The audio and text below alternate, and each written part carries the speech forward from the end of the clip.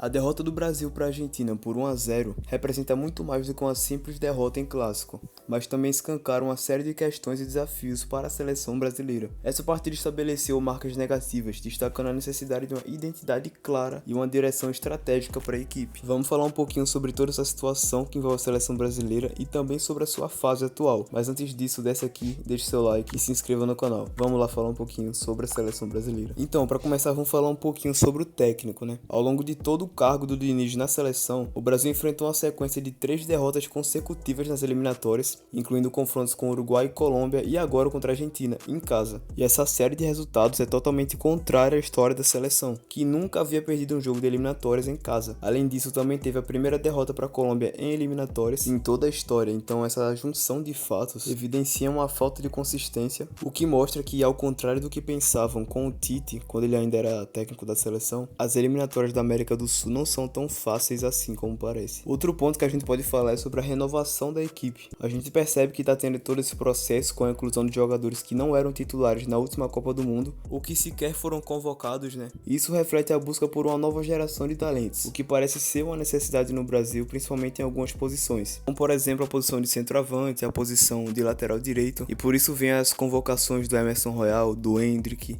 de jogadores novos. No entanto, a ausência de um treinador efetivo e a incerteza sobre o futuro da comissão técnica no Brasil geram mais preocupações ainda. A seleção brasileira entra em campo sem uma identidade clara, resultando em um jogo no que fica evidente a falta de direção e estratégia definida, obviamente pelo pouco tempo de trabalho do Fernando Diniz.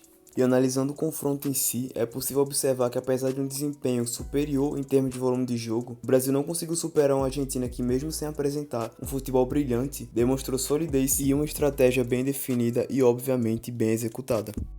A gente percebe muito claramente o momento diferente que as duas seleções vivem. A Argentina já é um time pronto, já é um time campeão que tem uma mentalidade muito forte. Inclusive, eu acho que essa é a maior característica dessa seleção da Argentina. É essa mentalidade, o jogo mental que eles fazem dentro de campo. É uma coisa que eles fazem com excelência, de verdade. Coisa que a gente nem imagina a seleção fazer isso. A gente não tem jogadores que conseguem fazer isso. Jogadores que trazem o jogo pra si, que controlam o jogo. Se não for com a bola no pé, parando o jogo, sofrendo faltas, catimbando o jogo. Falta muito isso pra seleção. E se dá, obviamente, pela idade baixa que muitos jogadores têm. São jogadores que não são tão experientes. E com o tempo eles naturalmente vão aprender isso, mas é um grande fator que faz a seleção argentina ter conquistado tanta coisa de 2021 pra cá. Enquanto o Brasil é um time que tá em reconstrução, trocou de técnico, tá tendo a renovação de jogadores dentro do time, tudo isso pesa muito quando os dois se enfrentam, apesar de ser um clássico, é um jogo disputado e tudo mais. E, claro, é verdade, é decidido num detalhe, mas é esse tipo de coisa que define o resultado desses jogos. A incerteza em relação ao futuro da seleção é agravada pela falta de um treinador definitivo. Embora a espera por nomes como o Ancelotti seja compreensível,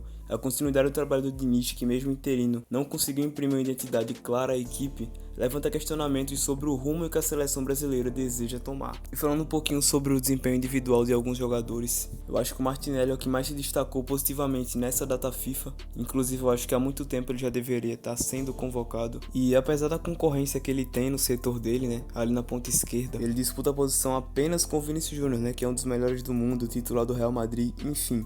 A gente sabe que é bem difícil ele ter uma sequência como titular por causa disso, mas todos os elogios possíveis para o Gabriel Martinelli. Muito bom jogador, tem um futuro brilhante. E resumidamente, a derrota para a Argentina vai muito além de um resultado, mas sim serve como um alerta para a necessidade de muitas mudanças na seleção. Mas enfim, rapaziada, eu vou ficando por aqui. Espero que você tenha gostado do vídeo. Se gostou, deixe seu like. Vou deixar alguns vídeos sugeridos para você assistir aqui do lado. E se você gostar dos meus vídeos, do meu conteúdo, por favor, se inscreva. Quero ver sua opinião aqui embaixo nos comentários sobre tudo isso que a seleção tá vivendo, esse momento conturbado. E vou ficando por aqui, rapaziada. Muito obrigado por ter acompanhado até aqui. É isso, tamo junto e até o próximo vídeo.